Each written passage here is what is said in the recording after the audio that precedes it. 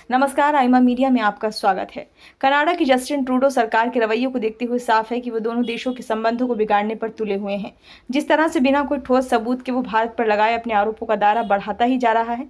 भारत ने साफ कर दिया है कि यदि इस सरकार के गैर जिम्मेदाराना रवैया कनाडा का रहा तो दोनों देशों के संबंध और बिगड़ेंगे। भारत को इस बार कनाडा को इसलिए चेताना पड़ा क्योंकि कुछ दिन पहले नागरिक एवं राष्ट्रीय सुरक्षा समिति की एक सुनवाई में कनाडा के उप विदेश मंत्री ने कहा था कि कनाडाई नागरिकों को कथित तौर पर धमकाने और खालिस्तानी चरमपंथियों को निशाना बनाने के पीछे भारत के गृह मंत्री अमित शाह और राष्ट्रीय सलाहकार अजीत डोभाल का हाथ है। इसी सुनवाई में उन्होंने ये भी माना था कि उनकी ओर से ये बात कनाडा सरकार को बताने से पहले उन्होंने एक अमेरिकी अखबार द वॉशिंगटन पोस्ट को लीक की थी।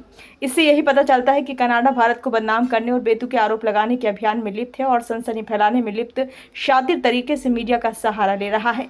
भारत ने शनिवार को कहा कि उसने केंद्रीय गृह मंत्री अमित शाह के बारे में कनाडा के एक मंत्री की टिप्पणियों को लेकर कड़े शब्दों में विरोध दर्ज कराया है।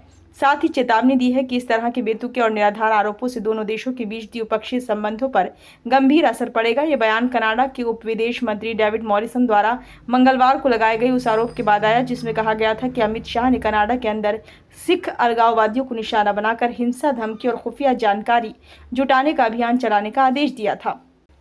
मॉरिसन ने राष्ट्रीय सुरक्षा समिति में कनाडाई संसद सदस्यों को यह भी बताया है कि उन्होंने ही वॉशिंगटन पोस्ट को अमित शाह के नाम की पुष्टि की थी, जिसने सबसे पहले आलेखों की पुष्टि की थी। इस प्रकार के बेतुके आरोप की योजना काफी हद तक तभी साफ हो गई थी जब पिछले साल महज सूचनाओं के आधार पर जस्टिन ट्रूडो ने आरोप लगाया था कि वे एक खालिस्तानी समर्थक हरदीप सिंह निज्जर की हत्या में भारत का हाथ है।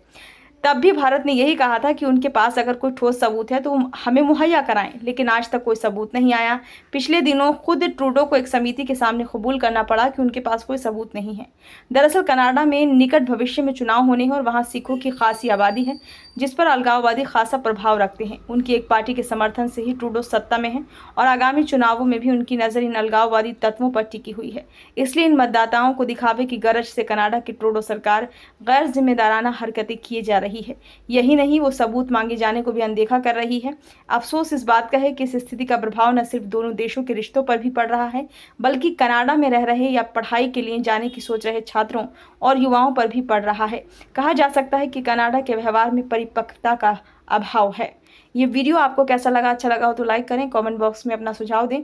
चैनल को अभी तक आपने सब्सक्राइब नहीं किया है तो कृपया जरूर इसे सब्सक्राइब कर लें।